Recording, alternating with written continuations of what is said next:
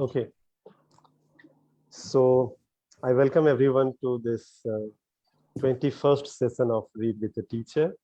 And gradually we are moving in this journey where we are reaching out to the people from across the globe. And in this episode, we have our reader with us, Kamaini Joshi, ma'am. Will soon come to you, ma'am. Welcome to this. And Thank I you. also welcome all of friends who are here and the friends who will be watching online, will be watching later also, because we strongly believe that we are creating a unique resource in the field of educational literature. So in that sense, everyone who will be seeing it, even in the future, welcome to those also. So in this episode, we are discussing the book Flip the System, edited by two very famous Dutch writer and teacher, Yelmer and Rene. Hopefully, Yelmer would join us today for some time at least.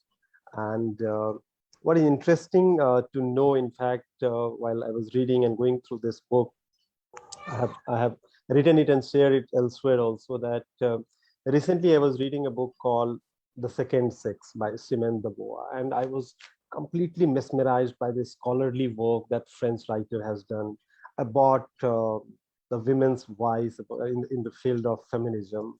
And I was wondering that such kind of a scholarly work, which is available in the field of women's empowerment, or in the field of labor and farmers, which was voiced by the Marx, or the work of Ambedkar, which gave voice to the Dalit problems in India. So we were lacking such voice in education. We have classical books available in education per se, but particularly for the teacher as a community, which is such a huge community worldwide. In India only, we have uh, 10 million people working in this profession. And when Kamaini ma'am proposed that we are going to read the Flip the System, and I started reading that, what I was missing while reading Simone's work, The Second Sex, I found that here is that book, the book that represents the collective voice of, I don't know exactly, but millions of teachers across the globe. So this is one of the fantastic, one of the finest book that I have read on teacher, which is articulating the collective challenges of teachers across the globe, and also talking about the opportunities teachers have and the agency they have to bring a wonderful change. So friends, that is the beginning. I would like to read few lines from the book itself, and it writes, and teachers need more opportunities to learn from each and build synergies from within and across their respective networks.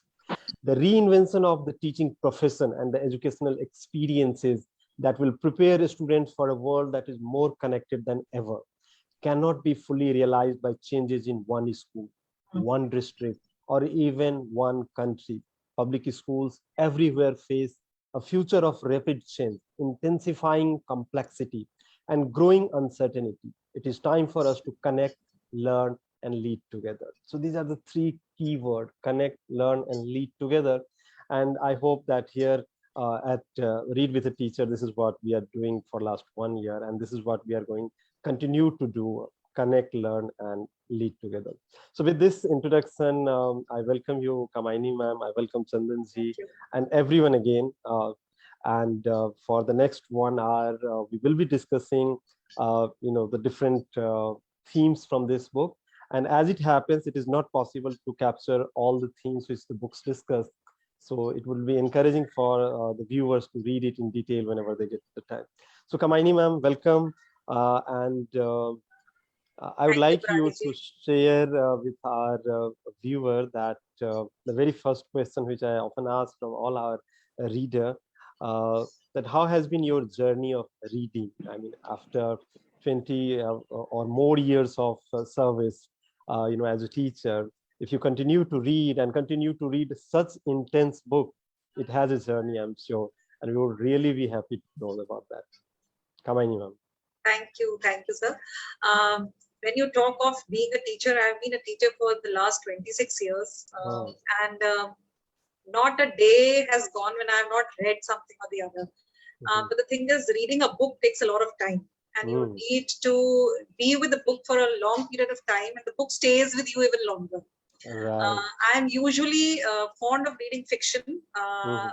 but the characters within the book, they speak to you, they live with you for a long time, and you can identify many people from around the your society and your community, where you find elements of those characters somewhere or the other.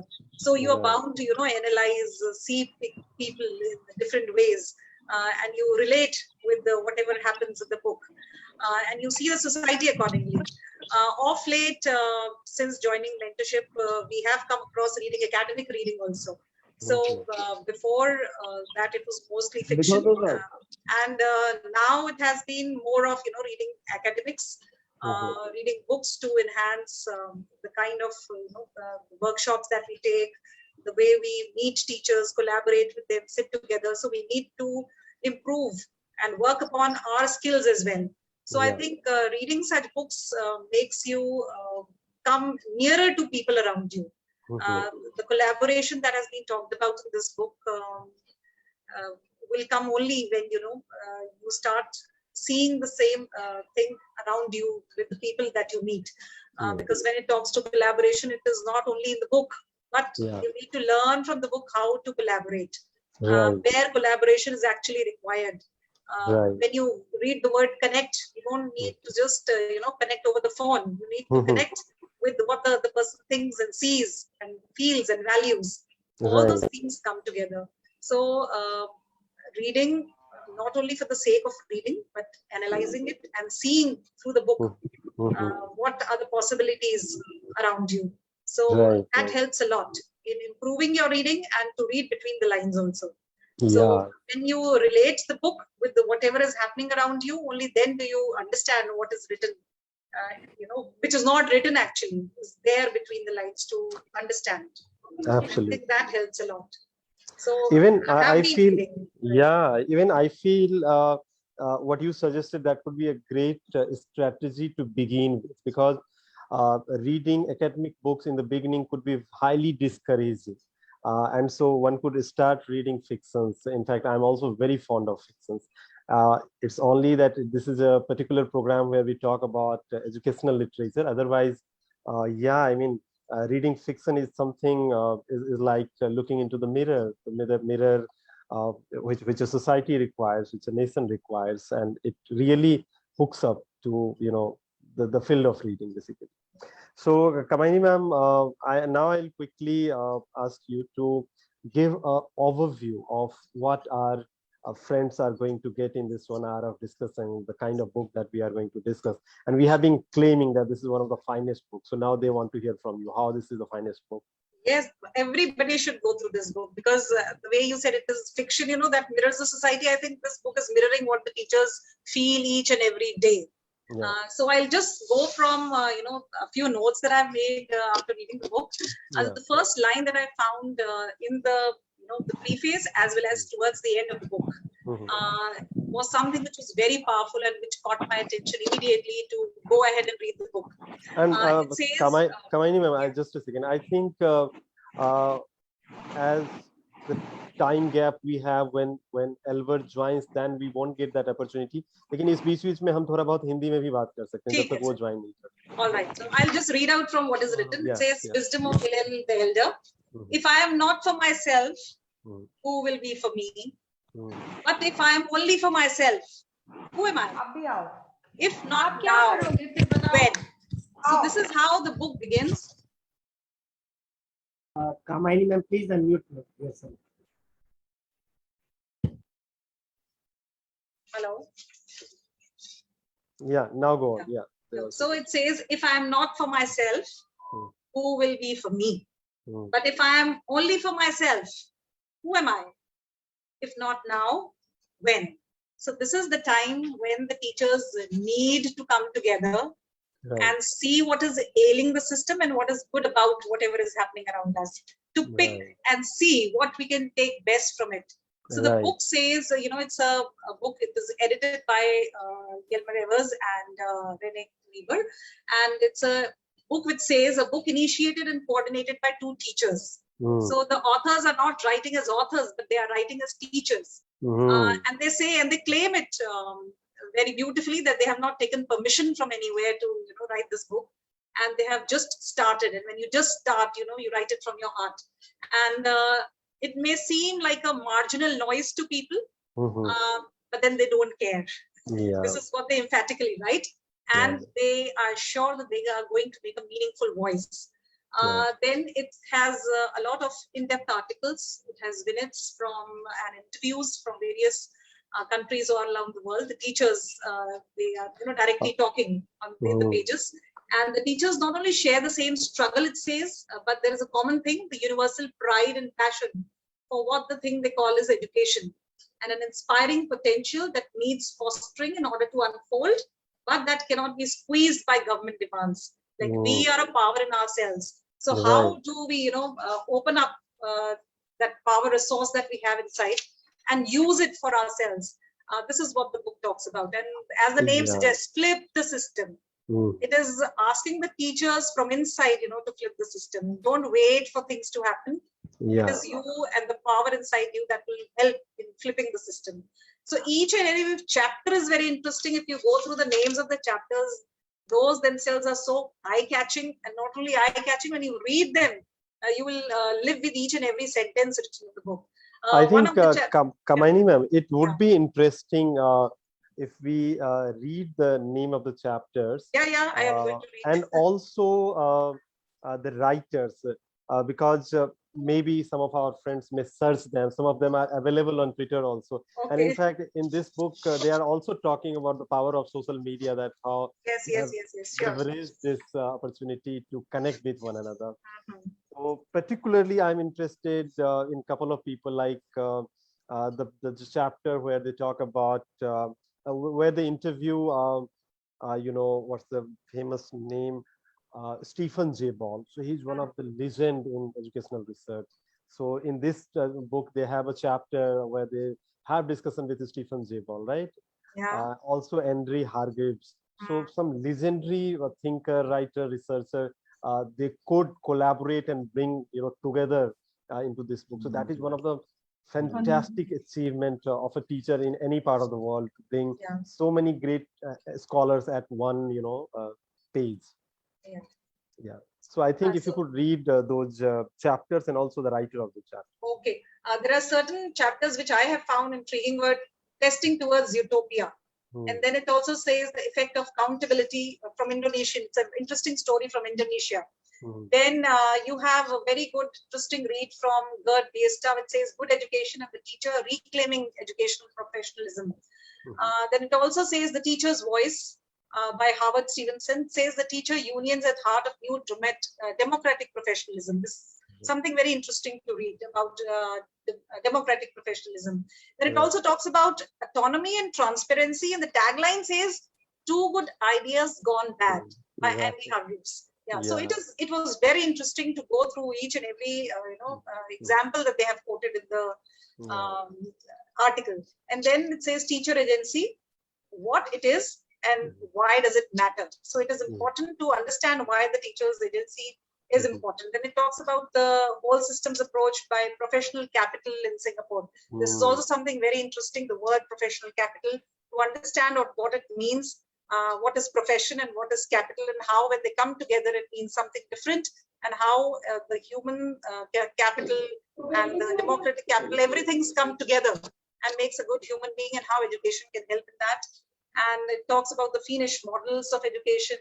And from top down to inside out is another chapter, which you should look out for.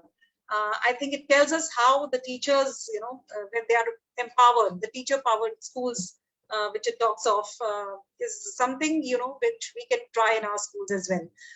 How we should not be waiting for, orders from coming up, but we should start from wherever we are. If not now, when? This is what it says in the preface and the end. So it is the teachers who are going to begin, and they will not wait for things to happen, because waiting does not help at all.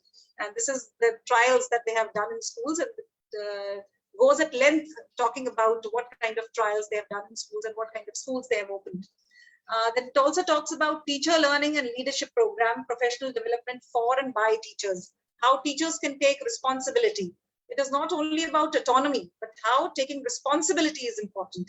So the wordplay between autonomy and responsibility, how these two terms are important when you start building up schools, when you start working and reflecting on your own teaching pedagogy. So this is something which I think one should always look for when they are reading the book. They can skip through a few chapters and come to chapters which talk directly to you. Supporting and empowering teachers, the role of school community partnerships. This is also interesting. So I think 4 to 5 chapters would be something which you can relate to immediately in your immediate environment. The rest are something which is going to build up your understanding of the book. When it says from the beginning, if I say, talks about how teachers were regarded with trust earlier on, and nobody used to tell them what to do. And this was thought of as old school. Now education was failing, says Gardner, a nation at risk, when he wrote this book in 80s. So this is how things started changing over the years. And then it came OECD, the Organization of Economic Cooperation and Development, and then the PISA surveys came into being, and how the feeling of pressure and fear of falling behind came into the education system, and how things started dramatically changing over the years. The egalitarian nature of education changed to something, and it was replaced with the economic agendas. Learning outcomes again were according to the labor market force. Then it talks about the spirit of competition that came in with the neoliberal reforms. This is something, if you get into the history of how things changed over the years, and those who are interested in reading, the process of how things have come to be the way they are today, it is an interesting read to do that. Then came schools, and if you were not adding enough, you were not value adding. Like something which is running in the corporate world and the marketing scheme came into the schools as well. Teachers were failing, it seemed, and they would publicly be shamed. Those who did well would be, called successful and rewarded. To improve, the words that have been used are very powerful. It says to improve education. And then came increased privatization, because it was thought that public schools are not doing good enough. Public schools means the schools which are run by the government, because here in India we get confused between public and private, that's why. Increased privatization, and then strong brands developed. Like you must have heard of so many names, I need not speak all those names. Education became suddenly a commodity. It did not become public service anymore. It was now a commodity, not something of the public, but something delivered to the public, the same way we have market economies.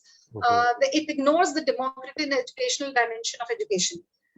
Teacher was viewed as a trained monkey, it says, where it was finding the right stick to beat with him, and the right brands of peanuts to make him do the desired dance in front of the audience. So it was not a professional, but a laborer who had to follow the externally determined goals, which were obviously run by the market economy.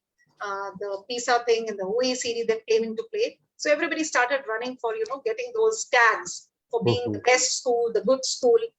And so it says the system which exists right now has the government on the top with district administrators, then boards coming into play, and the school leaders coming to play, then the teacher. This is how it is running right now. It shows a triangle like this. And now it needs to be shifted, and rather than flipped, not only shifted, but flipped.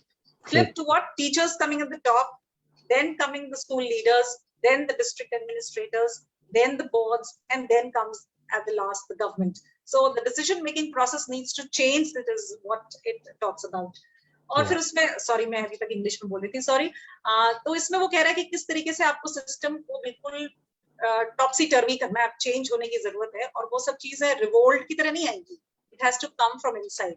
You have to change, अंदर से वो change लाने की जरूरत है, और कैसे एक टीचर के अंदर वो क्षमता है कि वो इस चेंज को ला सकता है, rather than looking for somebody to उसको वो कैरेट डैंगल करके बुलाए कि हाँ तेरे को इसकी जगह कुछ प्राइज या इनाम मिलेगा. उसको अपने अंदर से उस एजेंसी को डेवलप करना है, जिससे कि वो सिस्टम को अंदर से चेंज करने की कोशिश करें. ये वॉलंटरी स्लेवरी जो हमारे अंदर आ गई है, उससे हमारी मॉरल एजेंसी खत्म होती जा रही है. This is what it says. Educational professional जो हम हैं, हमें उसको अलायंस उनकी चाहिए टीचर्स के साथ और स्टेक होल्डर्स के साथ, और कैसे मिल के काम करना या कोलैबोरेशन के साथ हम बेहतर काम कर सकते हैं. कह रहा है कि टीचर्स को एक बहुत स्ट्रॉन्ग नीड है to connect and to reflect on purposes of education. The purpose of education for the I think या इस पे हम आएंगे। कमाईनी में मुझे लगता है एक बहुत शानदार ओवरव्यू हम सबको मिला।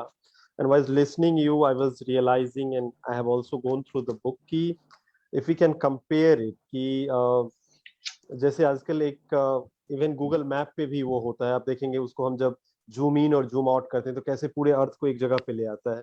And then it also shows the point where we are standing. तो एक इंडिविजुअल टीचर के रूप में हम कहीं एक स्कूल में अपने आप को सिचुएटेड पाते हैं, लेकिन फ्लिप द सिस्टम पढ़ते हुए we find ourselves situated in a globe of teachers, you know, when we listen the story of teachers from America, from Indonesia, from Yes. Chile, from Australia. And हमें लगता है कि यार हमारे ही जैसा तो स्ट्रगल है। खास करके अमेरिकन टीचर्स का एग्जांपल देते हैं कि सबसे ज्यादा टाइम बच्चों के सामने उन्हें खड़ा रहना पड़ता है, 45 hours. 45 hours in the week. तो मुझे किसी और सोर्स से ऑस्ट्रेलियन टीचर्स आजकल कैंपेन चलाते हैं, नो मोर थैंक्स प्लीज, कि सिर्फ धन्यवाद कह के हमारा काम मत चलाओ, हमें बाकी चीजें भी दो। लाइक उनके ऊपर काफी वही बर्डन है वर्क वाला। तो we feel you know so integrated, we understand कि पूरे दुनिया में किस तरीके के हालात हैं। एंड देन ऑल्सो हमारे पास एग्जाम्पल्स ऑफ सक्सेस हैं, जो फिनलैंड से आता है, जो सिंगापुर से आता है ना, जहाँ पे तो ये किताब वो actually zoom in and zoom out वाला जो है वो हमें देता रहता है एक्सपीरियंस इसको पढ़ते हुए। सो नाउ एक्चुअली आपने पढ़ा, बहुत सारे चैप्टर्स हैं, बहुत बड़ा काम है ये। As we shared in the beginning, it's a very extensive work and it would not be possible for us to go through all. हम इसमें क्या कर रहे हैं कि हमने कुछ important phrases को collectively we have chosen, और उस पे हम थोड़ा सा, हमें लगता है कि उस संबंध में जो हमारी समझ है वो अगर बेहतर बने तो that will be really better. तो कामिनी मैम, जो आपने आइडेंटिफाई किया हुआ है वो भी जो मेरे पास है उसमें से मैं भी आपसे कुछ जानना चाहूंगा। द वेरी फर्स्ट थिंग, चूंकि इसमें बहुत फोकस है टीचर प्रोफेशनलिज्म पे, तो एक वर्ड यू यूज करते हैं, प्रोफेशनल ऑनर, राइट? तो थोड़ा सा कैसे, मतलब प्रोफेशनल ऑनर क्या है and how it helps teacher expand his agency, establish his agency and in fact challenge the system. थोड़ा सा प्रोफेशनल ऑनर के बारे में हमें बताइए। तो मैं शॉर्ट में इसको पढ़ती हूँ, हाँ, क्योंकि इतना कुछ है कि उसको सिर्फ हाइलाइटेड पोर्शंस को देखती हूँ। वो बड़े इंटरेस्टिंग वे में उसके कोट कर रहे हैं। पहले, pride is something you can have but honour you must receive. तो वो ऑनर को रिसीव करने के लिए आपके अंदर क्या कैपेबिलिटी होनी चाहिए, अंदर से आपकी वो आनी चाहिए। It says for teachers there is something more at stake in engendering trust. And if we want to earn trust, they will have to start addressing the issue of professional honor. Having pride as a profession is not enough, but professionals should deliberately strive for honor by raising and upholding a high professional standard for each other in order for the profession as a whole to be taken seriously by the rest of the society. अभी तक ये होता है कि teacher तो कोई भी बन जाता है, अगर कोई भी बन जाता है तो चलो बन गए, उसके बाद उस ऑनर को मेंटेन करना, how to keep the profession in a state of honour for always, वो बहुत इंपॉर्टेंट है कि आपने एक बार इज्जत तो पा ली, लेकिन उस इज्जत को, उस चीज को मेंटेन करके रखना अब आपके हाथ में है। And it talks about teacher councils in Scotland, और एग्जांपल्स देते हैं उसमें बहुत सारे। तो उस एग्जाम्पल को भी पढ़ के अगर आप देखें कि किस तरीके से ऑनर मेंटेन करना इंपॉर्टेंट है। Another way to increase professional honour could be to strengthen horizontal accountability. Teacher assess other teachers and school assess other schools. यहाँ पे मेजरमेंट की बात नहीं कर रहा है कि आप मेजर कैसे करोगे, क्योंकि मेजरमेंट एक डिफरेंट टर्मिनोलॉजी है, या असेसमेंट की बात हो रही है। The benefit of this twofold: first, by using horizontal accountability, the need for vertical accountability is lessened.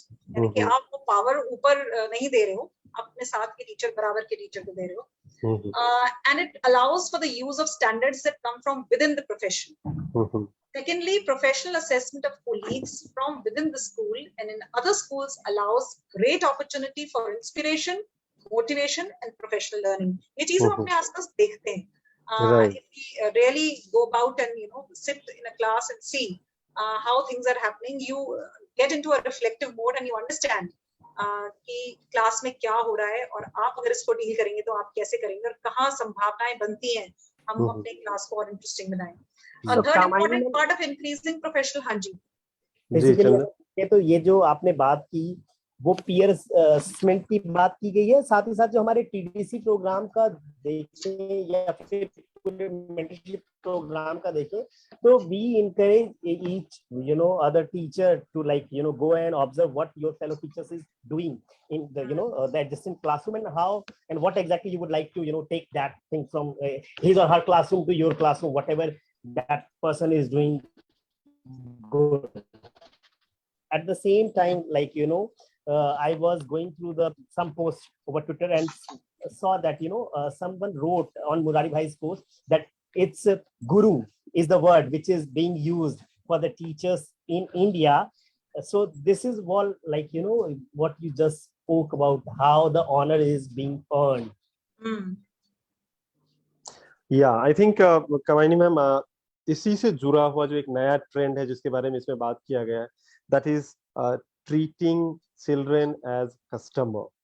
तो ये किस तरीके से टीचर के प्रोफेशनल आइडेंटिटी को सवालिया निशान में लेकर के आ जाता है ना, या पूरे इस प्रोफेशन को, टीचिंग लर्निंग को, और इसको किस तरीके से काउंटर किया गया है, if you would like to share with us. बहुत इंटरेस्टिंग है इसमें. पहले तो वो न्यू लिबरलिज्म के ऊपर बात है, और उसके बाद कैसे मार्केट इकोनॉमी आई, फिर पोस्ट डेमोक्रेटिक डिस्टॉर्शंस जो हुई है, इरोजन ऑफ प्रोफेशनलिटी जो हुआ है, उसके साथ स्टूडेंट को कैसे कस्टमर बनाया गया, वो प्राइवेटाइजेशन ऑफ स्कूल से बहुत कुछ हुआ उसमें. It says, is it indeed a good idea to treat students as customers and give them what they want? Does this indeed give them a much needed voice in the educational process and thus enhance the overall quality of educational endeavor? I don't think that is the case, it says. And then it says the reason for this has to do with the fundamental difference between economic transactions and professional transactions such as education. Because हम education को फिर economic मानेंगे तो फिर हम उसको customer ही समझेंगे. तो egalitarian व्यू हमारा बहुत जरूरी है यहाँ पे आना. And then it goes on, काफी कुछ है उस पे लिखा हुआ, but I'll go to some points that I've highlighted. It says we go to the doctor because we do not feel well, but trust that doctor will be able to indicate what the reason for this is and will be able to suggest a treatment based on this. Similarly, we go to a school not to get what we already know that we want. Rather, we go to the school, or we send our children to school because we want to receive an education. And here we would expect that teachers will move students beyond what they already know that they want. That is, that teachers open up new vistas, new opportunities, and that they will help children and young people to interrogate whether what they say, want, or desire is actually what they should desire.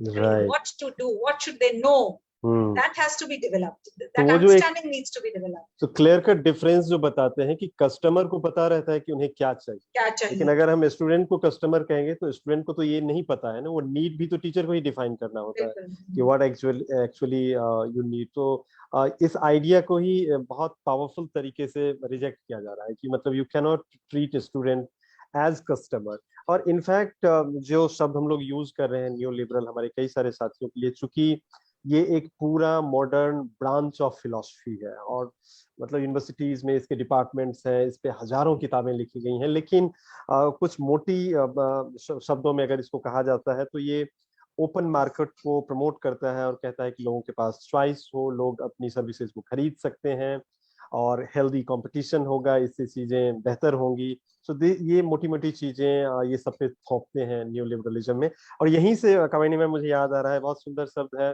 Tyranny of choice. ये सारे markets के शब्द हैं, लेकिन जब स्कूलों पे थोप दिया जाता है तो पेरेंट्स, टीचर, इन सब के लिए कितना कठिन हो जाता है. इसके बारे में भी लिखा गया है. If you would like to. बहुत इंटरेस्टिंग वे में इसमें ये लिखा है कि कैसे टिरनी है प्राइवेटाइजेशन में, मैं कैसे चूज कर रही हूँ अपने बच्चे के लिए बेस्ट स्कूल या गुड स्कूल, और मैं उसको किस मेजरमेंट पे ले रही हूँ. जो पीसा के रिजल्ट्स हैं वो डिसाइड कर रहे हैं कि ये स्कूल गुड है या किस टैगलाइन पे चल रहा है कि स्कूल की मार्केट वैल्यू क्या है, और यहाँ से निकले हुए बच्चे के ऊपर क्या स्टैंप लगेगी कि वो क्या पढ़ के निकला है. उस स्कूल के अंदर क्या हो रहा है, मेरे ख्याल से पेरेंट को भी नहीं पता कि उसे क्या चाहिए फिर, क्योंकि वो तो मार्केट के हिसाब से और जो उसके आसपास सोसाइटी में हो रहा है उससे चाहिए. तो कैसे स्कूल को चूज कर रहा है पेरेंट, उसके ऊपर वो टिरनी ऑफ चॉइस जैसे आपने बोला, वो चीज इसके अंदर बड़े इंटरेस्टिंग कहानी के रूप में भी एग्जांपल्स लेके बताई गई है कि किस तरीके से ये एक माया जाल है जिसके अंदर आप एक बार फंस गए तो आप फंस गए, आपको पता नहीं है कैसे कैसे करना है. क्योंकि आपने चूज कर लिया स्कूल, और चूज कैसे किया है, क्योंकि उसकी मार्केट वैल्यू क्या है स्कूल की, और वहीं से हम एजुकेशन को एक कमोडिटी बना देते हैं, बच्चे को एक कस्टमर, और ना कस्टमर को पता है एक्चुअली उसे क्या चाहिए, और टीचर जो है उसको अपना बेस्ट शो करना है। अगर वो अपना बेस्ट शो नहीं कर पाएगी, वो बेस्ट कैसे आएगा, जो कि उसको ऊपर अथॉरिटी ने बताया कि दिस इज बेस्ट। जिस मॉडल को भी कहीं और टेस्ट किया गया है, जिस मॉडल को कहीं और अच्छा समझा गया है, उस मॉडल को आपके मॉडल के साथ जबरदस्ती अलाइन किया जाएगा, उसे बेस्ट कहा जाएगा, और आपको उसके हिसाब से काम करना है। अगर आप उस हिसाब से काम एज ए टीचर नहीं कर पा रहे हो, तो ये आपका फेलियर है, और उस फेलियर की वजह से अब आपको पनिश किया जाएगा। तो ये प्रॉब्लम कहीं ना कहीं सीप्ड इन है हमारी सोसाइटी के अंदर। Right. So we welcome Jalmer as he has joined us. Great. Thank you, sir. Could you please on your camera? If convenient. Yeah. So welcome, Yelma. We are discussing your book, Flip the System. His audio is being connected. Okay. Yeah, it's connected now. Connected. So welcome, Yelma. We are discussing your book, and here we have teachers from Delhi government schools and also from different part of the country. And we use this kind of discussion on educational literature, later also many of my friends who are teaching in teacher training universities, institutes, they use it there also. So it's basically a resource that we are building, and also a network of teachers interested in reading, understanding their professional identity and developing it. So we come together on every 15 days and we do this. So we are really glad that you joined us.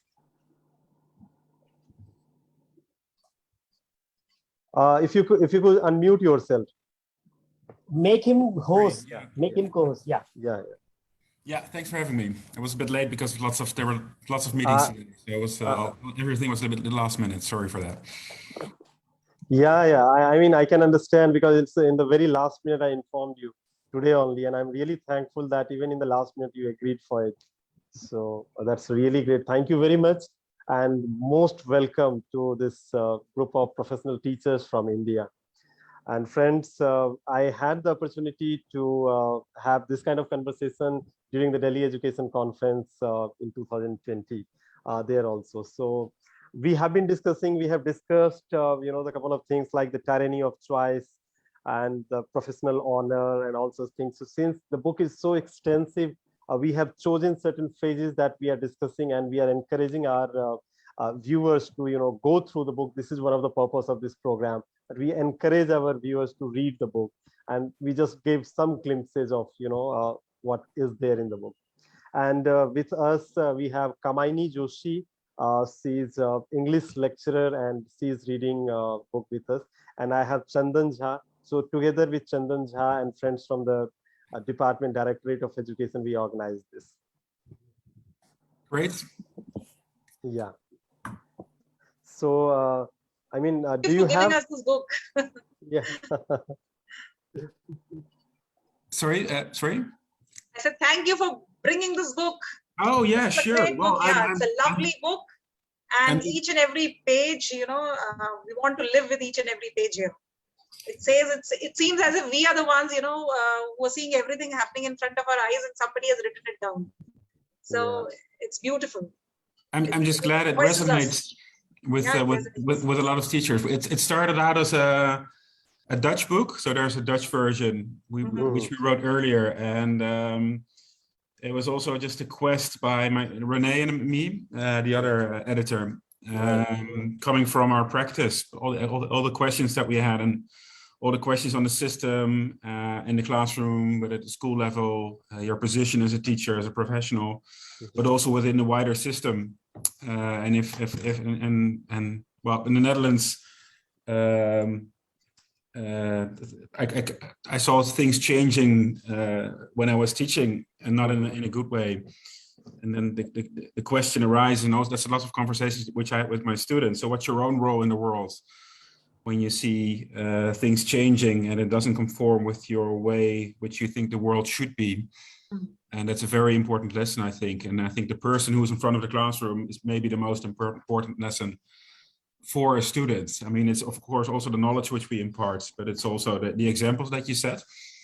And there was a student who confronted me with that, because we had all this conversation. I was always encouraging them to go out and change the world, and then he said, "Well, what are you doing about it?"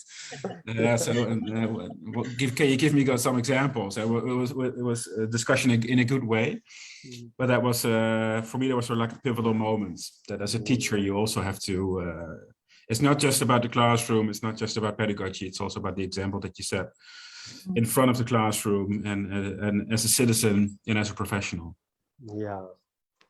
So it's a fantastic work. And I was just sharing that it gives us the feeling of, zoom in, zoom out. So while in a school, we feel as a teacher, while reading your book, we feel as a part of a teacher of a global community. So that's the experience it gives. And so deeply we relate with the teachers teaching in the United States or in Indonesia or in Australia, because a lot of challenges that are common across the globe. And also, I'm very grateful that you haven't just spoken and articulated the challenge, but very powerfully you have spoken about the opportunities available. That is also wonderful. I mean, how together the teachers can bring the change, and particularly in your word, can flip the system.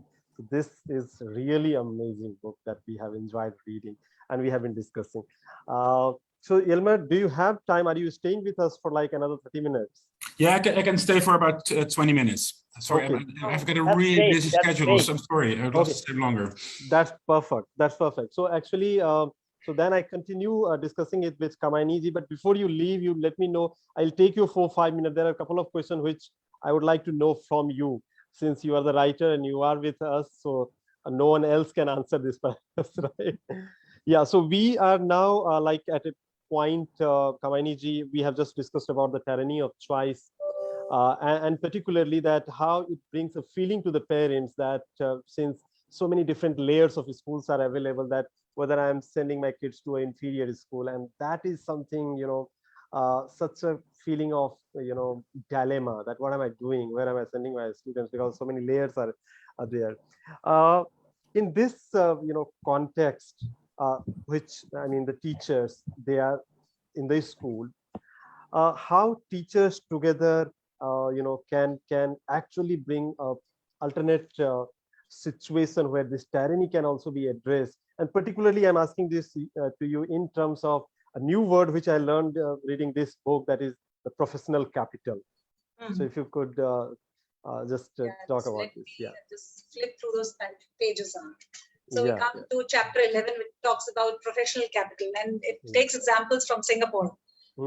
So I really like the way they have put in that maths formula over here, which says the function of the sets and functions we used to study in class 9. So it reminded me of the same thing. So it says professional capital is a function of interplay of human capital, whereas human capital would mean personal skills and competencies. Social capital, which would mean interpersonal or inter-organizational relationships, and decisional capital, the ability to make discretionary judgments to suit local context. And expressed formulaically, it says that PC is equal to function of HC plus HC and DC. It is very interesting to read this. So human capital is about identifying and building economically valuable knowledge and skills of people through education and training. This is very important. Then social capital is about tapping into the quality and quantity of relationships among people and organizations in order to access and maximize the available human capital. And decisional capital is about enabling individuals or groups to discern and act judicially in circumstances that do not have fixed rules or concrete evidence to guide decision making. I mean, each and every word is so important in our context. You can't even skip one single word over here. So when it talks about human capital, it says equipping each educator with the requisite knowledge and skills to undertake role and responsibility. It is not just that you are a teacher and it immediately transfers into role and responsibility. You need to equip the teacher. How to equip the teacher, how to train the teacher to be in that role is going to be essential before you give them, the responsibility of doing that. So it's not just for the sake of being a teacher. You are there in front of the class and automatically it gets transferred. You need to build that skill in you. And very interestingly, it talks about the social capital also, how it is about helping every student in our system and to be the best in whatever the child is doing. And decisional capital, again, it says how the decision-making ability needs to be developed and the teacher be given the onus of, doing whatever she has thought the best for her children according to the context that the child or the student or the school is placed in. So one thing fits all does not go, which usually happens with universalization of education. Right. I think it will be very interesting for our friends to, if we could just talk a little about, we all are aware of the economic capital, that gives us the strength, that gives us the power of exchange. So there have been scholars like Bourdieu, Marx. Bourdieu has spoken about the cultural capital. Marx has spoken about the social capital. And here in this book, for me, it was for the first time when I came across this term, professional capital. It only means basically that these are also can be converted into the economic capital. So for the economic capital, basically it takes years and years and years to convert into social capital. But for social capital to convert into the economic capital, you don't need much time. So your networks, or the association you find through your culture, or through, here in this term, the professional network, which makes your work easier. So like it's through professional network, I could find Yelmer, I could persuade him to come and join this program. So that's the example of the professional capital I have. Exactly. And otherwise, suppose if I don't have this professional capital and I have a lot of money in my pocket, I don't know how many years it will take me to reach out to Yelmer to come and join a program. So that's how it works. And how powerful it is.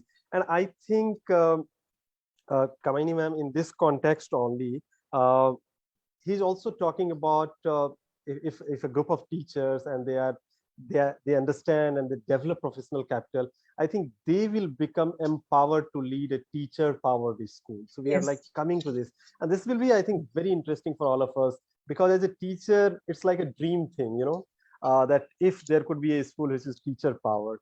But so if you could just talk about this also in terms of the responsibility it brings to teachers. It's not just teacher-powered, but also the kind of responsibility it brings. There's a whole chapter about teacher-powered schools and rising of education's blame culture. I think this is something which immediately brought me into today's context. That we keep blaming things, and therefore we think that everything needs to change. But where does this change come from? It needs to come from inside. Obviously, we need support from the government and other agencies to do that. But when it says the teacher and former Minnesota state legislator, it talks about, and then it says somebody went and evaluated her class. And her reaction to it was something, a wow moment for me while reading this chapter. It says, you have evaluated me on how well I did what you told me to do, Savo said. You should be evaluating me on how well I did what the students needed to improve their learning. Right. She subsequently quit that position and describes herself and then goes on to talk. But the very key word is like what I did was something very interesting, or what the teacher or the class, the context demanded me to do. So how well I do certain things, or what the child needs in the classroom and what his demands or her demands are that need to be met. So we need to look at education from that point of view. So how the teacher gets empowered to do that. And it says that teacher is not alone. Mandated accountability and evaluation policies imposed by policymakers in an effort to determine effectiveness have fueled an increase in teachers' resistance to top-down reforms. Teachers report having little influence in policy and also say that even in their own workplaces, they frequently feel their experience and knowledge is not getting recognized and put to effective use. So, and it goes about, talks about how over the 100 years things have changed, but there are no changes in education when you find the same classroom setup, etc. It says, while teaching workforce is highly educated for the past 50 years, teaching is still set up as an industrial era job, lacking most of the hallmarks of a profession. In Yeah. medicine, law, engineering, other fields, practitioners have a great deal of influence over training, licensing, standards of practice, and accountability measures. They also enjoy a great deal of autonomy to apply their professional expertise to specific cases and situations. And then it was about giving examples from educational leadership book on short power, long and responsibility. Top-down reforms draw attention to an important set of needs for accountability on part of those doing the work. But these kinds of reforms sometimes overlook another equally important set of needs for autonomy and the goodwill of those doing the work. So all these things, consequently, accountability reforms may not only fail to solve the problem they seek to address, but actually end up making things worse. And it's very relatively, I could read out a passage that said, what else could result from this but the blame culture that's been documented throughout the earlier chapters of this book? Almost inevitably, it is top-down decision-making climate, those on top blaming the recipients of the mandates for being the cause of poor performance. The recipients in the end, the teachers, but sometimes also district leaders and others in turn, blame those providing the mandates for making decisions that won't work for their students. Teacher says, your mandates won't work. We need to protect ourselves from being the scapegoats of these ineffective policies. Meanwhile, top-down decision makers, what do they say? They say, well, these policies would have worked if we had only implemented them better and abandoned protections. And students grow up and graduate while the adults around them engage in incessant finger pointing. So this is not going to help. And the teacher-powered schools align accountability with collective autonomy, it talks about how to selecting colleagues, setting leaders, determining tenure, if it is possible not in India, dismissing colleagues or recommending colleagues for transfer. And there is a list, it says, which is required. And it was something, we could so relate to whatever is happening, around us in the field of education in India also. We also, go into this blame game policy. Like certain things are not happening because of a certain reasons. And then the circulars come and then we go about, going according to what has been dictated. So things, obviously in the entire globe, you see similar kind of things happening. And then very interestingly, it says, for example, teams identify students' need and design schools to directly meet those needs. School leaders who are selected by teachers work to support teachers' team decisions, not the other way around. This can have a critical impact at the district and state levels. As schools demonstrate success, they can influence district and state leaders to rethink their decision making and structures in support of teachers' work. And the teachers' work needs to speak, and then other decisions can be taken. And I think a phrase which has been frequently been used in this book, that is the distributed leadership. And I think in a teacher-powered school, this is the best suited example that it should be, and it can only work when there is distributed leadership and teachers in different roles, take the decisions, and it's not horizontal that one is imposing on the other, but it's for the mutual benefit, for the proper coordination, that they take the decision and they also take the responsibility. I would like to, though we do not have that distributed leadership, but I would like to share one example that I exercised some years ago in my school. So like in our schools, once in a year, we take our students to a local, trip of the city. So I was in charge of that program where I could take students on. So there was a student, a girl student of class 12. She came to me and shared that she cannot go because she has a younger brother at home, and parents have gone, to the village, and she is there to take care of her. So she can only go on the picnic if the school allows her to bring that younger brother with her. And she also told me that this is her last year. If she misses it, she will pass out of the school and she will lose the chance. And children are very, excited about going out of the school, particularly with friends and on the school picnic. So this is something which throughout the year they keep looking forward to. I thought that fine, you bring your younger brother and don't miss your chance of going out. So I allowed, and she went, and everything was so well. When I returned back to school, I was called in the office, and the head of the school, how dare you, you took this decision, you allowed a young child who is not from the school. I mean, who take the responsibility? Why did you allow? And I said that's every morning in the assembly you tell that this school belongs to you all. This school is yours also. So if it belongs to me, I can make some decision about it. And obviously, I will take the responsibility if I have allowed to go. It was my responsibility. So yeah, these are the moments where I or many of us have exercised that agency to also take responsibility and also give opportunity to the students or stand for the students, right? I just wanted to share this, and I think if many teachers would start taking such responsibility, we may shift towards this, teacher-powered school. And in fact, which the book is also talking that how to cut the long bureaucratic chain so that we can bring focus back in a school, and also the school administration could be managed by the teachers and principals together. So this all are required, but in most of the colonial country, the bureaucracy is the, Yelmer, sorry to say that it's the gift we received from the colonial powers, right? So in most of the countries, they find it convenient to continue with the long chain of bureaucracy and the hierarchy. And despite, being independent for 70, 75 years, we have not been able to dismantle it. So yeah, it still continues. So Kamaini ma'am, now I would like to bring your attention. We are, reaching towards, there's a lot of things that we could discuss and we'll miss, but we do not want to miss the last chapter, which Yelmer and Renee have written together, where they are proposing the 6 points formula, right? And so I would like you to please discuss, because we have discussed about the challenge and the collective language that the book has given to the concerns of the teachers across the globe. But the last chapter brings the hope, the solution through those 6 points. So yeah, we can begin with the trust, what it says.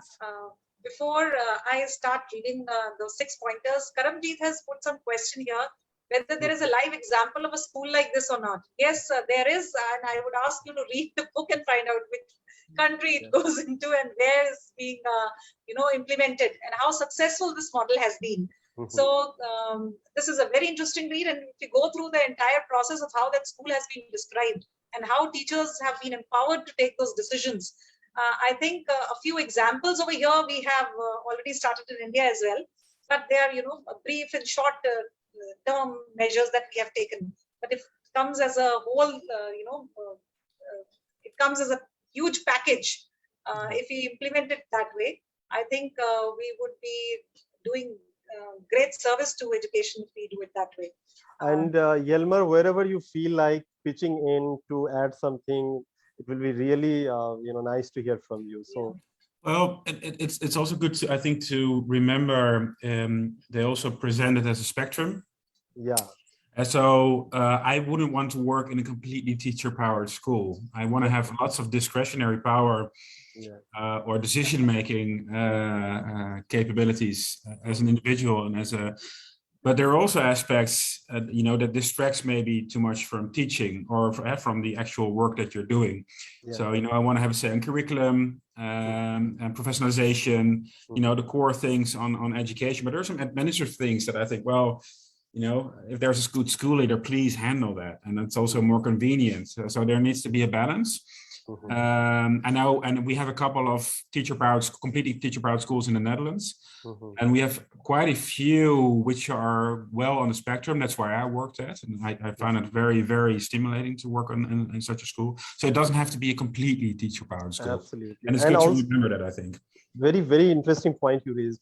And also in a country like India, which is such a diverse country, right? And we have even diverse process of teacher training. So teacher comes from multicultural, multi-ethnic groups. So understanding of teacher power space could be very different in different schools and could be challenging, I feel.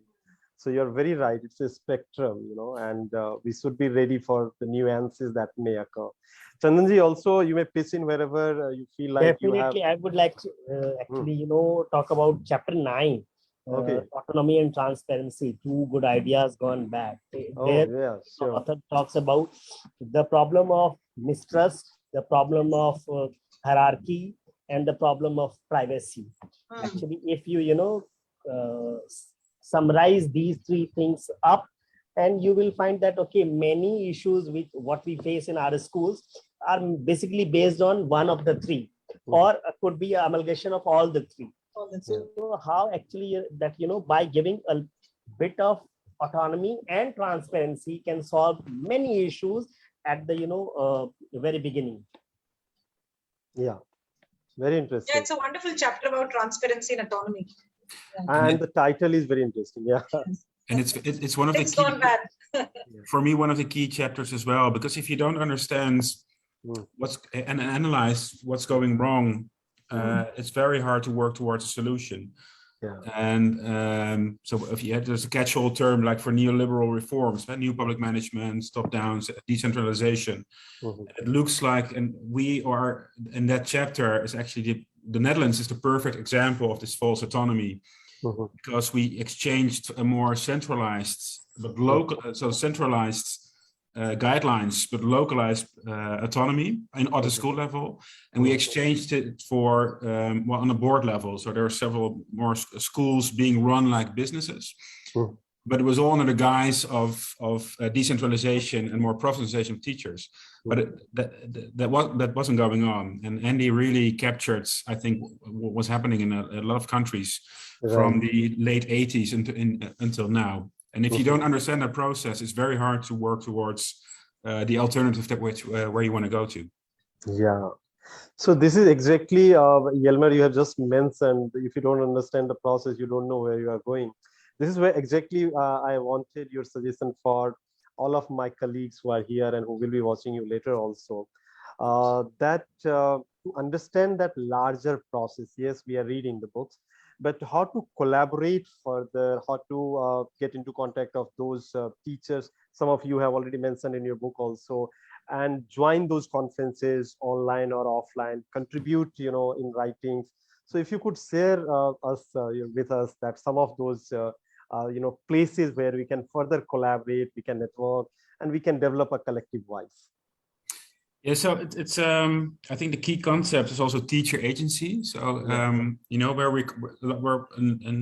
where teachers are coming from is actually a very small place sometimes, and where you're really focused on the classroom and not a lot of time and space to collaborate. No real time to think through your lessons or reflect on what's going on with the students. So you're just in this treadmill sometimes, and that the horizon is very small. So you need to break up those, and have a perspective on what might be possible, and you need to talk to other people. You need to see other school environments. You need to interact with other cultures to see the possibilities of another. What might be possible. And I think if you have that perspective and find people, especially also very close to you. So it's good to interact online, but it's very also important to find people also in your own school, identify them. So you don't need to change the whole school, but just identify those people which are also looking for this. And there's so much support in just talking to other people, and then bringing in another person, and then bringing in another person, and then starting off a small project, and then maybe just a school next door. And it's those really small steps that are, for me, very important. But like you said, for me also the big change was also social media, I think. And I mean, we're having this conversation, and I wouldn't be here without Twitter, for example. And I just approached a lot of researchers and politicians through social media. So can you help me? And I don't know why, but everybody said yes. and then suddenly you're writing books, and you're talking to these researchers that you're in awe of, and having really good conversation with. And the thing that struck me is that we were doing this as equals. And all the people who worked on this book and these books, and there were more books in the whole series, they all had this foundation, really fundamental view of life.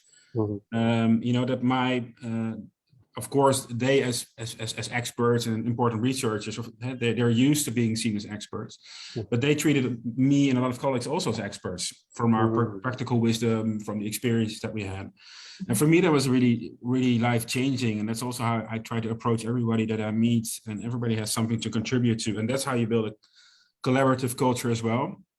So that's very important. one of the other things, and that's the chapter of Howard Stevenson, and I'm currently also now vice president of our teacher union.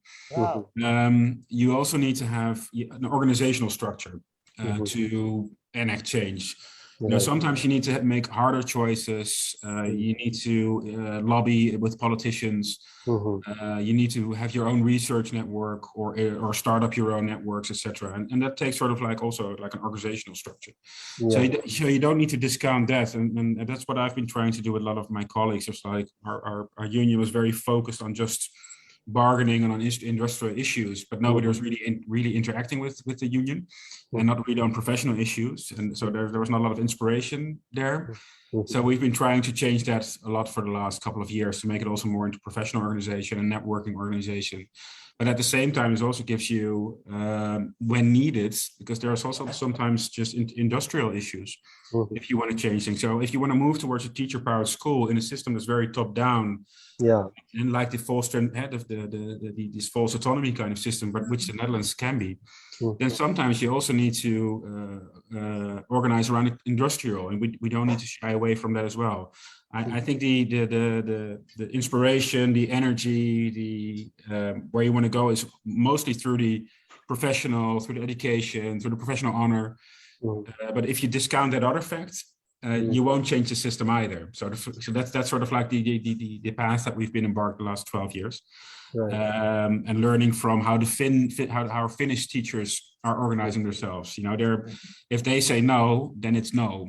And same goes for Norway. If the teachers say, well, we're not going to do this, and also because they're well organized, and that's also not something to discount, I think, as well. Yeah, that's very important. In fact, even while reading this book, and I wanted to ask Kamalji also that the notion of teacher union and the new perspective that you have added in this book, that this is not just for the welfare of the teachers, this would also interfere for the pedagogy and you know, how to bring the new changes in teaching, learning and welfare of the students. But if it is only working for the welfare of the teachers, it will quickly lose its meaning in coming time, and as it's happening in most part of the world. Yeah, we need to change our perspective of what teacher unions are all about. Teachers unions are not only about, you know, talking about pay structures and how the teachers need to move further in their profession or administrative problems, but the teachers union need to focus upon what is happening inside the classroom, how things need to change, and what is required inside the classroom, you know, and how things have to work collaboratively to move further ahead. The top-down approach is not going to function, because the unions understand. Well, but how things have to come from inside. This is what they need to learn also. Exactly. Because we can keep blaming that the top-down thing is not happening much, or is not helping much.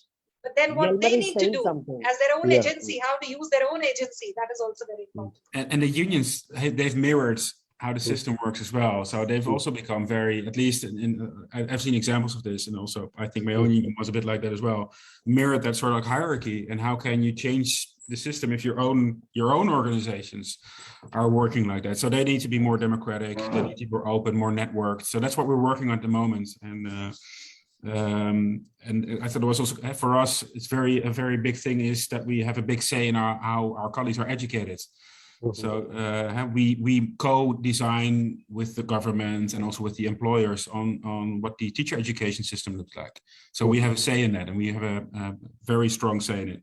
And there were big reforms coming up, so they want to lower the standards. And I was very proud of that all our colleagues said, well, if it comes to that, we're going to put our foot down because it's our profession.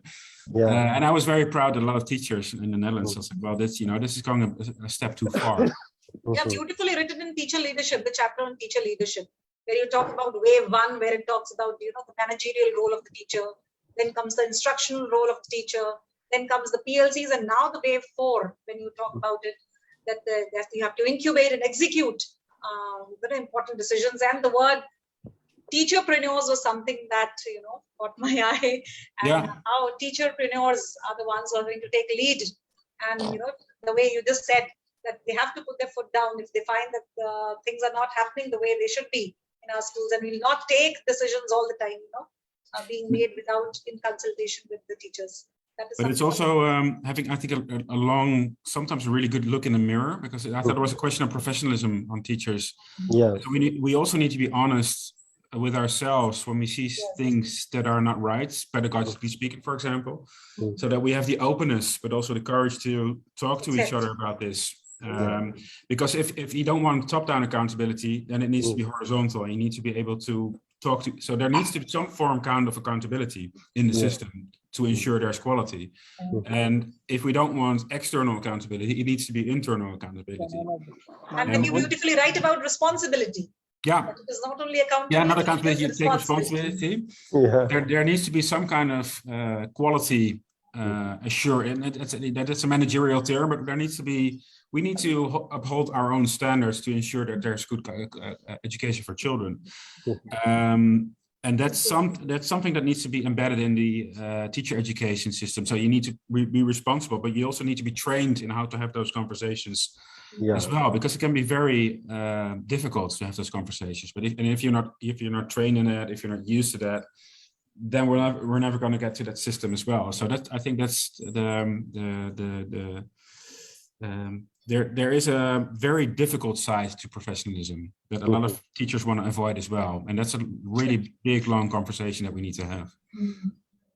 Yeah, and I think as you are running out of time, one last question I would like to know from you, Elmer, that have you initiated or are you a part of any kind of international network of teachers who are working to make a global understanding, particularly in context of the new, the technocratic assaults on school education, that they would monopolize the content, they would monopolize the education, and that needs a global understanding. In fact, you write it that no longer we can work in isolation. So actually we have to understand the global scenario. So is there any such network where there are teachers from different countries and putting their mind together, trying to understand the global scenario? Yeah, and it's really well organized. So we have an international federation of teachers, which is called Education International. And I've worked there for 5 years part-time as well, sort of like a teacher fellowship. And currently we're working on sort of like standards on these kind of things. And I've done some how do you say, developing standards with the International Labour Organization, with the OECD. I can give you the link. So it's called Education International, and in fact, you have mentioned about this in book also about education. Yeah. So it's sort of like a federation of teacher unions. Okay. So our own members, we give a lot of information on what's happening internationally through our European Federation, our International Federation, and also that we sort of like co-decide standards with UNESCO on certain things, on professional teaching standards, with digitalization with the International Labour Organization, and then teachers can use those international standards at their country level or also at the local level. So we're currently developing international standards on digitalization, and we're using that for sort of like implementing this at the Dutch level as well. And we're doing this with like a couple of colleagues, which I met also online, but they were also part of their union. They're still in the classroom, so we're coming together through Zoom, developing standards, and these standards are then being discussed with UNESCO. So it's actual teachers from the classroom co-developing international standards on their own profession. So, and I don't know exactly what the situation is in our Indian counterparts. I know a lot of them are also members of Education International. That's the route that I took. And we try to be really open about this and involve people. And there's going to be an international course. And also like a forum on these kind of things, and it starts from the classroom level, but also then the ethics, who decides on these standards, open educational resources, those kind of things. And it's going to be starting out in, I think, November, like October, I think. And that's really a place where people will come together and discuss these kind of things. So that's amazing. So you share the link, we'll explore it. I can send it when I have more info. I can send it later. I'll give you a link through Education International. And I'll send you some stuff later on when I have more time. Sure. Yelmer, so I would like to meet you, the person who has given us the autonomy and trusted us that we can show and use some agency as well. So Pandey sir is here with us, and he would like to thank you as well. Pandey sir, over to you. Welcome, Pandey.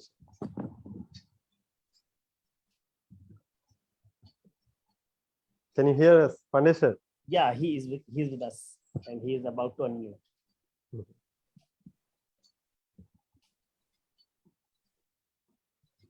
He's the one who has been, the force which makes us work in the direction of autonomy in taking teacher agency. And it's so very important that you have leaders That kind of a support is needed, and that who we do get. this. And they're too rare, sadly. Yeah. And in fact, you have seen at both the occasion when last time we were interacting, that time also Minister of Education joined our conversation. And today also he took the note and he has, tweeted that he's so excited about this conversation. Well, it's amazing that you do this. And it's so very Yeah. important. And there's so many seeds being planted in these kind of things. And I was also like inspired by these kind of things. And suddenly, a couple of years later, you're also coming places and meeting people, which I never would have thought like 15 years ago. So you can end up in so many strange places. Absolutely. In Delhi, particularly, a lot of such autonomy we have where we can innovate and experiment, we can make networks, and we can drive the changes. So a lot of such opportunities. I think Pandey sir is not able to. Sir has He's already driving on his camera. Now he's about to unmute. Please, sir.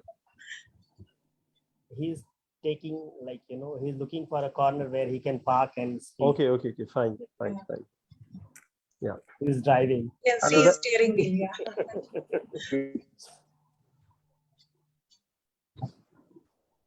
Hello. Yes, sir. Yes, sir. A very tough time for me. Actually, I could not listen properly to your dialogue. So, thank you for joining this session and giving the personal part of your book and which Kamaini ji is reading today. This is the a regular feature of reading of book and here this day. Actually, I'm just stuck in traffic now. So, Okay. traffic. Yeah. So we'll second. Thank you again, Yele. Thank you. Yeah. Thank you very much. I will join again after some time. Okay. Thank you, sir. Thank you very much. Thank you for joining. Thank you for all the support in starting this. It's very important. Yeah, exactly. He's the pillar of all the supports. So, I mean, Yelma, if you have time, you could continue with us. That's a great pleasure. Otherwise, we will discuss the last chapter, those 6 points. Sorry, I need to go to another point. I just shared a link for there's a trailer for the course, the international course, and also some links to Education International. So I would request you share it with me also on WhatsApp so that I could share with the rest of my teachers. Whenever you get time. So thank you very much for joining us. Thank you. Thanks for having me. And great. Well, it's inspirational to talk to people and that you're doing this. And likewise. Yeah, it's a two-way street. I'm also inspired. Great. So thank you very much. Thank you. Bye. Have a nice day. Thank you. Have a nice day. Yeah, Kamaini ma'am, we quickly It was great, meeting the author. I think some of Murari sir, I think this is the right time that we should thank our Facebook viewers, and we will not before those 6 points. Kamaini ma'am, definitely go ahead. We need to conclude those 6 points because they are very important. Yes. In the field of education and as a teacher's agency. The first thing that it says is one needs to have trust. Trust should be guarded to the end. Without trust, we cannot stand. This is the quote that it begins with and says, but without trust in educational, or one could argue, any system will not be able to function. Right. And how do we gain trust and how do we raise confidence in public education? This is what we need to ponder upon. This is about page number 281. As you read, I can see the book, And it also, Kamaini ma'am, it also says that across the world, generally government doesn't believe in teachers. Yes. Right. The book starts with this. That there is no trust. वो trust जो इतने साल पहले शायद था, वो trust अब नहीं है. नहीं है, एंड वो yeah. मिसट्रस्ट से जो चीज स्टार्ट होती है, फिर वहां पे आप मेजर्स ऐसे लेने लगते हो जहां पे आप But this is the fundamental requirements for any change. Yes. इसके बिना हो नहीं सकता, इसके right? बिना हो नहीं सकता. पहले Yeah. तो ट्रस्ट करना ही करना पड़ेगा. और दूसरा पॉइंट क्या है नेक्स्ट वाला? Honor. It says about honor. Pride is something you can have, but honor you must receive. This is what we discussed earlier when teacher honor की बात हम कर रहे थे. Having pride as a profession is not enough, but professionals should deliberately strive for honor by raising and upholding a high professional standard for each other, in order for the profession as a whole to be taken seriously by the rest of the society. Very importantly, it says for each other. Like we need to trust and we need to honor all the teachers around us. And then if we have that kind of an honor for each other, only then we'll come into the mode of collaboration. Collaboration again is not going to be top down. You have to collaborate. So for that, you need to trust, and then you need to honor each other also. Right. This is, I think, the first condition with which you can collaborate. Right. And then moving to the talks third. about finding purpose. That is the thing. Third thing that it says. If you stand for nothing, you will fall for everything. So true. Because teachers did not have a coherent and rigorous perspective on what they wanted to achieve and how they were meant to achieve it. The door was left open for something so completely alien to education as neoliberalism, with all its economic intent and managerial lingo to invade education so totally. So we have been invaded, it says, because we did not categorically find the purpose and speak out and articulate that purpose. So when that was not done, so somebody else came and invaded, and that was the neoliberal reforms and the economic driven society that we have, market driven. Then talks about the most favored word these days, that is collaboration. And by three methods we may learn wisdom. First, by reflection, which is the noblest. Second, by imitation, which is easiest. And the third, by experience, which is the bitterest. Confucius says that. So we need to look at this point of view and how to collaborate. Collaborating is pivotal to successful teaching. If we come together, and I have seen this as examples, I run a series called We Love Talking, and how we collaborated with each other, teachers from across India. We came together, talked to each other, and we started building, we had trust that we'll be able to do it. And then we came together, we shared ideas. हम सब साथ बैठ करके बात करते हैं कि हम किस तरीके से इस काम को कर पाएंगे.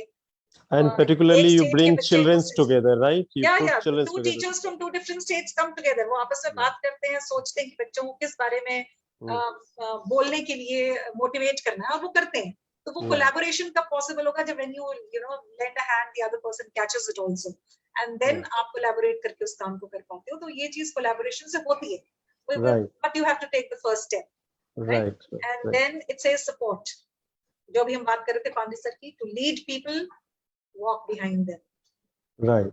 This is the kind of leadership जो मैं सिंगापुर मॉडल में भी देखी थी. Who should support these grassroots initiatives? It says it is without question that they are in need of support, lest what grows withers and shrinks away, leaving a disillusioned teacher behind. So if you don't get that kind of a support, slowly and gradually what happens is you wean away.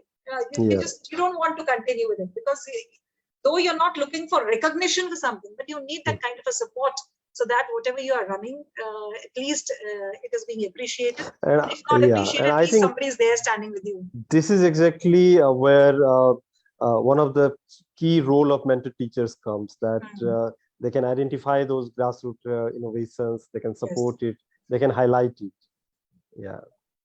So it says again, but it's also a case in point for a flipped system. Now one needs to reflect when he's talking about the flipped system. Do we support teachers with great ideas, or do we force them to execute the ideas of others? Right. That is very nice phrase it is. So this has to be taken care of when we are talking about flipping the system. It should not be as if we come with another authoritarian rule, that we have flipped the system and now we become the authority who dictates. So one needs to think on those lines also. So as of now, we are doing both the work, right? We are also forcing to implement the other side. It is going simultaneously. Right.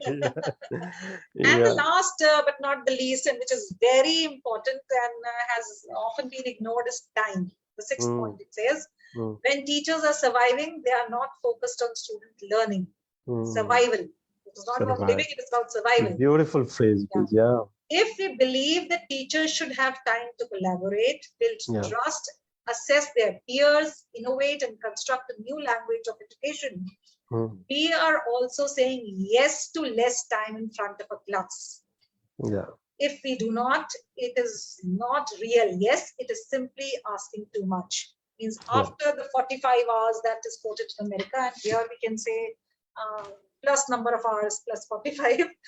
If we are expecting the teacher to do all these which is expected of her or him, then you need to give the teacher the time And to do that. yeah, so I think sir, kuch keh rahe hain, Pandey sir.